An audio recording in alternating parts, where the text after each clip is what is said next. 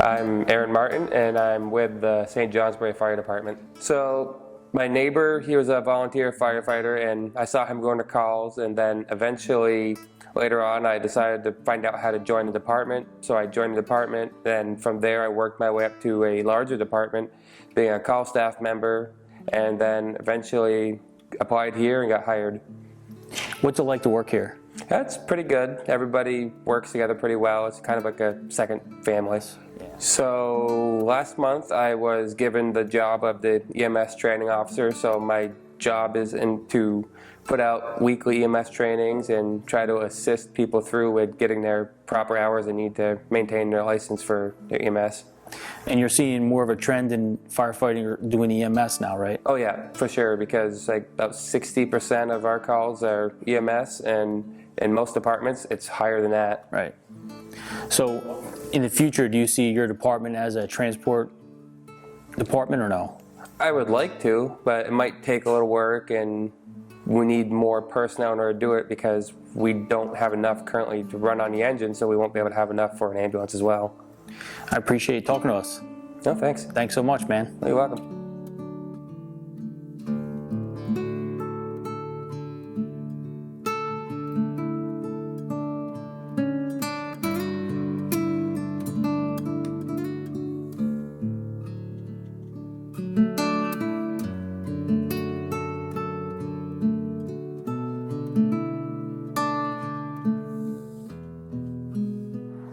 Hi, I'm firefighter Brendan Greaves with St. Johnsbury Fire Department. Welcome to the show. Thank you for having me. I appreciate it. So take me back to the beginning of your firefighting career. Like, how did this all start for you? I know it started in the volunteer service, right? Yep, I started on a small department. My grandfather and great-grandfather and my father were all part of the department, so I was introduced at a young age and just kind of fell in love with it. You got bit by the bug, they say, right? Yeah.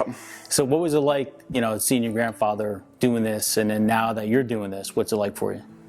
It's a little different over on this side of the state, but it was always cool watching him and tagging along in his pickup and growing up. Right. And now that you're a firefighter, talk to me about what it's like being a firefighter here. It's a lot busier than where I come from. We went from we had like 60 calls a year, and now we're pushing 1,400 this year. And that includes EMS, right? Yeah, EMS runs. So are you an EMT or you're a paramedic? EMT. Before, I didn't even really know what EMS was.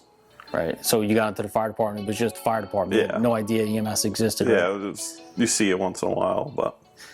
Talk to me about your transformation here to this fire department. What's it like for you? It was a big change. A lot more going on, a lot more stuff to learn, I guess. Fire alarm systems and trucks. And you've been here 7 months, correct?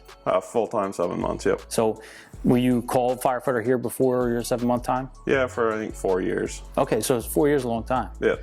So what was it like for you when you finally got that nod, like, yeah, I'm going to get this full-time job? Talk to me about that. It was a pretty good feeling, yeah. It was maybe pretty warm inside, I guess. I was excited.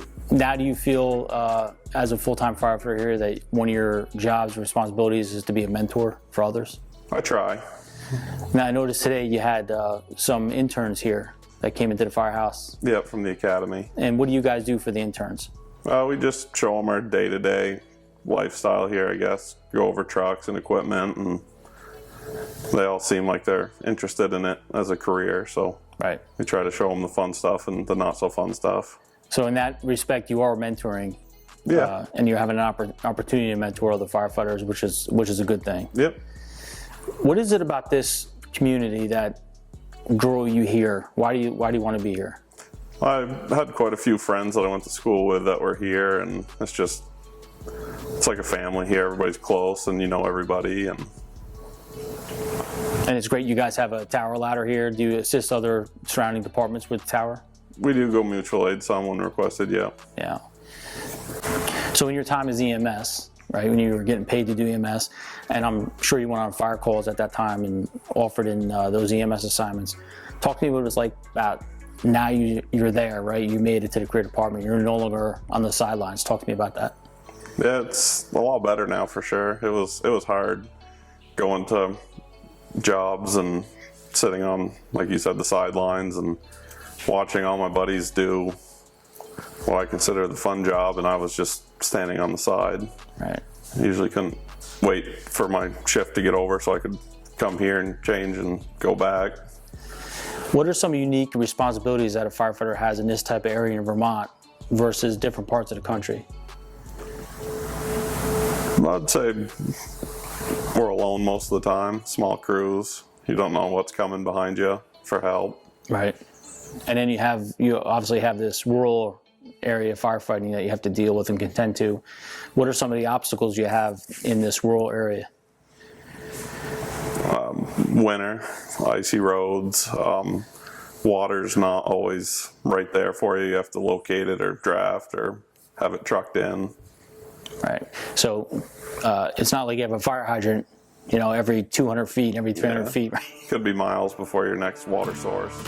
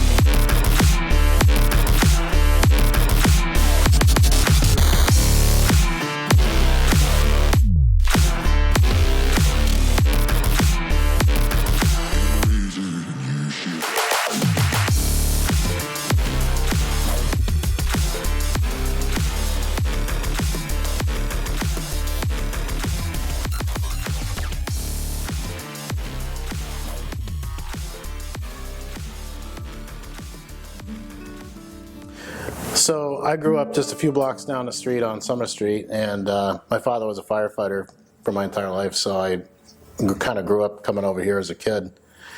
And of course, as you know, it kind of gets in your blood, and as I was getting a little bit older, I realized it was something I wanted to do for a career, so I wound up here. Talk to me about having your son now as the assistant chief here at the fire department. What does that mean to you? Well, it means a great deal to me. I'm very proud of him. He's done an excellent job here. He's very well thought of in the community, and the guys here all like him very, very much. And so for me, I'm very happy. Talk to me about what it was like when you started here. Very different from today. I started here in the early 60s, and we literally pulled firefighters off the street asking them if they want a job. And if they worked out, okay. If they didn't, they were down the road. Unlike today, where they're fully trained before they come in here, and we had on-the-job training. And long hours. My first shift that I worked was 84 hours a week. We went to 72 hours a week a few years later, and then to 56. And the pay wasn't always the greatest, and the benefits were not always the greatest. And for me, when I started, to give you an idea, our two oldest fire trucks were 1938. Wow. Our next one was a 1947, and the newest one was a 1949. So it kind of dates me a little bit. What was it like having that type of equipment? I mean, you see what the fire floor has today. What's it like for you to see it? Well, one fire truck today will do the job that 3 or 4 used to do years ago. And they carry more personnel, more equipment, more water, and can do just so much more.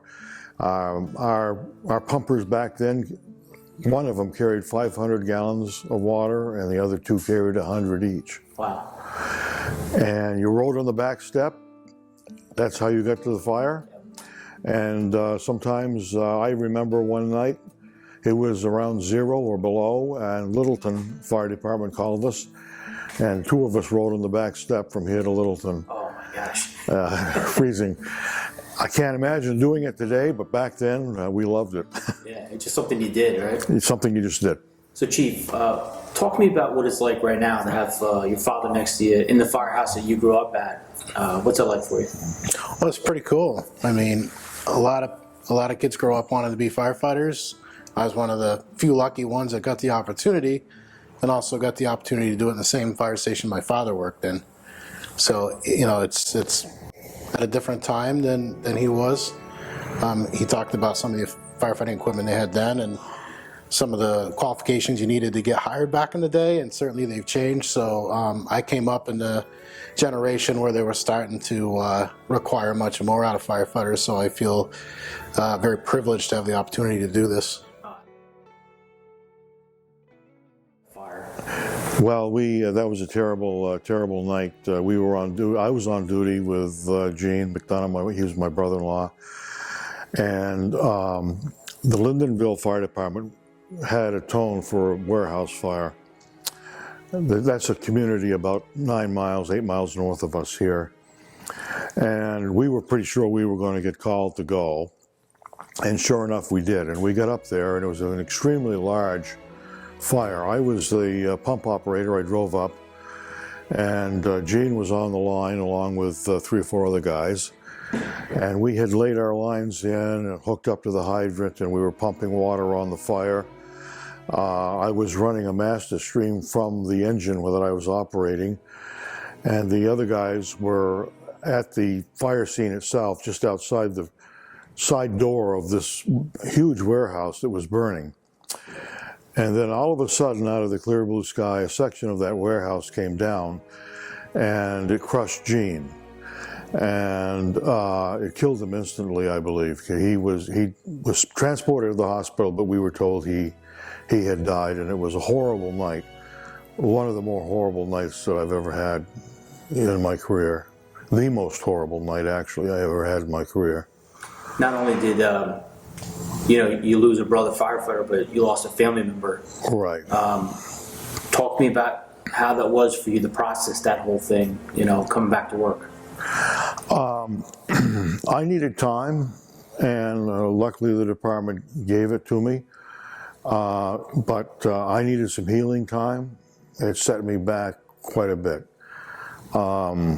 To lose a fellow firefighter who also happened to be a family member was very devastating. It's something you don't want to ever have happen, but we all knew that someday it may very well happen, and you just hope when you go to work that it doesn't happen. But that day it did.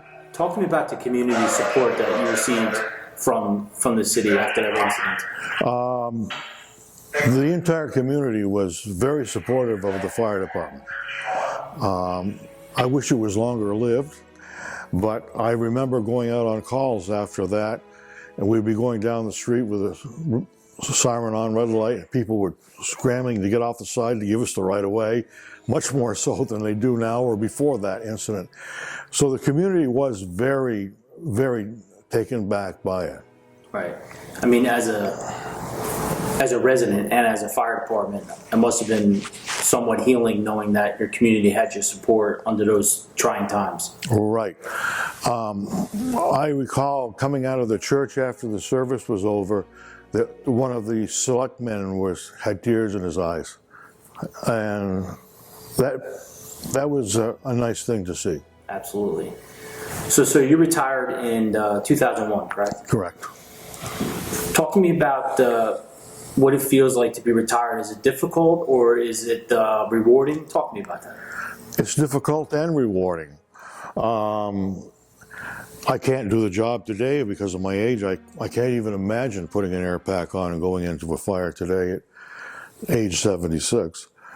But it's also hard to come back because you're on the outside now looking in and you can't do anything. Right. And that's very difficult. And so I purposely kind of stayed away just because I didn't want to be too critical or too judgmental of the guys that were working here and get myself worked up. But I'm better at that now. I can go to calls now and relax a little bit better and let them take care of things. But at first it was difficult. Right. Chief, talk to me about your experiences as a young man here, as a boy, and then what it's like now to be in the firehouse. Honestly, not a whole lot has changed in the firehouse. It's the same place it was when I was coming here when I was 8 years old, 10 years old. So, I mean, the building itself really hasn't changed. But the value in that, as far as the history aspect, is awesome, right? It is. The stories that could be told between these walls is invaluable, something that each one of us carries with us, and you wish you could somehow talk about some of that stuff and get it out. It's unbelievable. The building here was built in 1923, so it's had a lot of history with our fire department. It's pretty cool to think that, in a lot of ways, that the building hasn't changed since I was coming here as a kid. Talk to me about that green chair upstairs. So the green chair was in his room for many years, over in the corner back bunk room, and so they had to take it out to make some room. So it's sitting up in our day room still. But that was probably here when you got here. Yeah. I mean, that chair is probably 60 years old. That's amazing. Yeah, it's upstairs. I had an opportunity to sit in that chair, and it's comfortable. Oh, great. Great. As soon as I sat, I could fall asleep. That's for sure. So before I let you off the hot seat, one, I'd like to thank you for giving us an opportunity to have your story told and to relive some of the history here at the fire department, which I think is very important. I believe strongly that the new firefighters coming in have an opportunity to hear these stories so they understand the past. Because if they don't know the past, there's no way they can know the future. Correct. What advice would you give to these new firefighters coming in the door here? What advice would you give them? Well, I guess to work hard and to be focused, but to try to learn about the past history, because not only here in St. Johnsbury, but the entire fire service since the early 1900s has really come a long, long ways. And you cannot forget that past, as you just said. If you do, you have no future. And so to stay focused on the job and be kind to each other and work hard and just remember where you came from.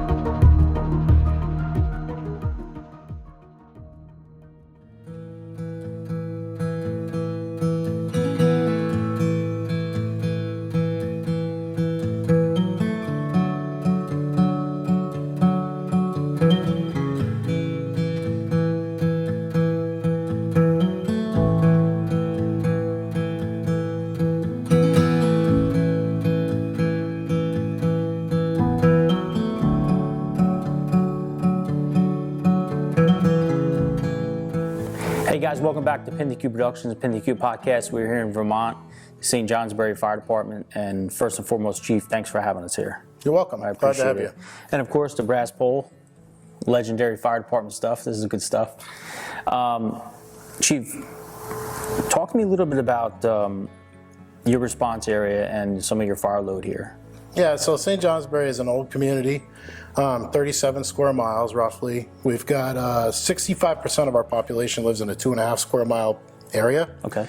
The surrounding part of our community is rural farmland, so it's much more spread out. And we have some response times that can push 15 minutes in some of our furthest reaches.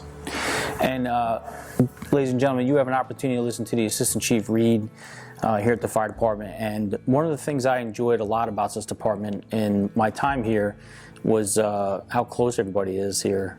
You guys seem like a pretty tight-knit group of firefighters, which is awesome. Talk to me about that kitchen table upstairs and what that means to you.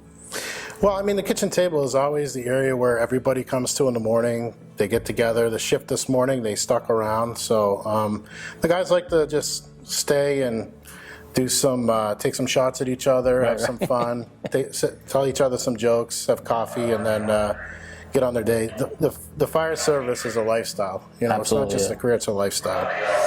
Talk to me about what it is about being a firefighter here that means so much to you. For me personally, this is a place I grew up, very close to the firehouse, and so it's always good to be a hometown firefighter.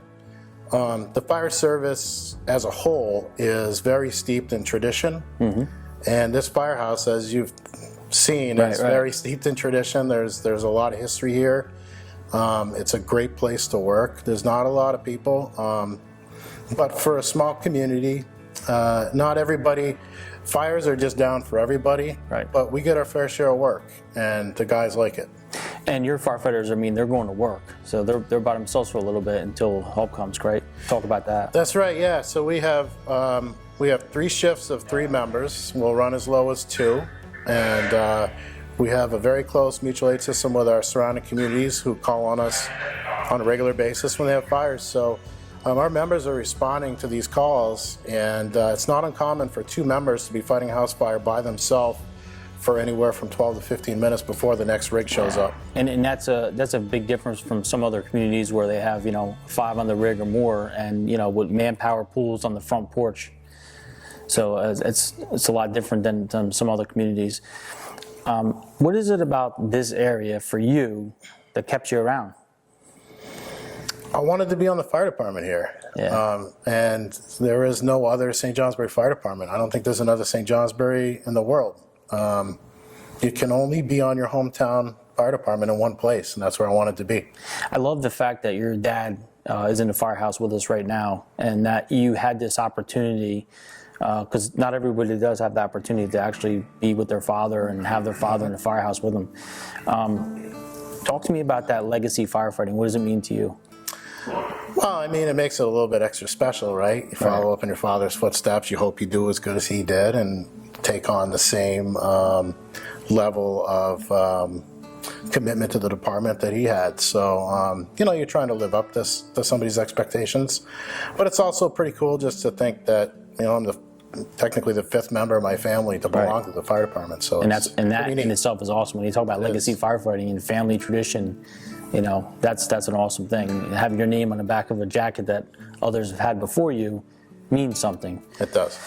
Now, this fire department, it's not just, you guys are doing technical rescue too. So talk to me about that. So we're trained in technical rescue, the full complement, minus water. We don't do swift water yet. But frankly, this area just doesn't have a lot of need for it. I mean, it does happen, so we're prepared for it. Right. But the number of calls we get for technical rescue are few and far between. I see that you and the fire chief, you're making great strides in progression to bring the fire department to that next level and provide for your community. Talk to me about that. That's some undertaking. Yeah, it's a huge undertaking. We talk about tradition, we talk about the old ways. We always want to preserve that. I think it's important that we preserve the traditions of firefighting and the priorities that we have every time we go out the door, but at the same time, we need to look to the future for how we can best provide that. St. Johnsbury is in desperate need of personnel. We need to put more people on full-time, and the chief and I are committed to trying to do that. We're hoping to put on another shift eventually. We're hoping to add emergency medical services transport to the firehouse, and come up with some creative ways we can put more members in the fire station every day, so our community is safer and our firefighters are safer. Chief, what has been your most rewarding opportunity, if you will, being a firefighter here? I mean, it's pretty neat to go out, and everybody says it's great to go out and help your community. Of course it is, right? But these are literally my friends, like the people I grew up with. So that's kind of a cool thing. And it just feels like home. I mean, there's no other job in this world that makes it feel like home, that you literally are somebody's family. You live with the people you work with. Absolutely. 1/3 of your life. Exactly, and that's a really good point. You don't always have to go somewhere else. Sometimes there's no place like home, right? There isn't. So for you, and you're actually you're an example of that, a great example of that. So, Chief, I appreciate you having us in your home, getting to meet your family, and just being part of St. John's for today. Absolutely. Glad Thanks, to have Chief. you. You're welcome. Thank you.